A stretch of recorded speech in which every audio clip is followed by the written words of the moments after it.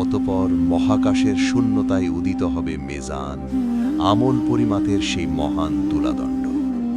যার এক পাল্লায় থাকবে আলো আর অন্য পাল্লায় থাকবে অন্ধকার। হাজারো মানুষের দৃষ্টি স্থির, এক অদ্ভুত নিস্তব্ধতায় সবাই অপলক তাকিয়ে। শুরু হবে জীবনের প্রতিটি মুহূর্তের বিচার। নেক আমলগুলো যখন পাল্লায় রাখা হবে, যদি তোমার সৎকর্মের পাল্লা ভারী হয়, আর যদি মন্দ কাজের পাল্লা ভারী হয়ে যায়, তবে হৃদয়ে জেগে উঠবে এক অব্যক্ত হাহাকার। অনুপরিমাণ ভালো কাজ সেদিন বৃথা যাবে না, সবকিছুই হবে সূক্ষ্ম হিসাব। সেদিন কারো উপর বিন্দুমাত্র জুলুম করা হবে না, প্রতিটি সেকেন্ডের বিচার হবে ৯ ভাবে। এই সেই মুহূর্ত যা নির্ধারণ করে দেবে তোমার অনন্তকালের ঠিকানা। মিজানের রায় বলে দেবে তুমি কি জান্নাতের যাত্রী নাকি অন্য কিছুর।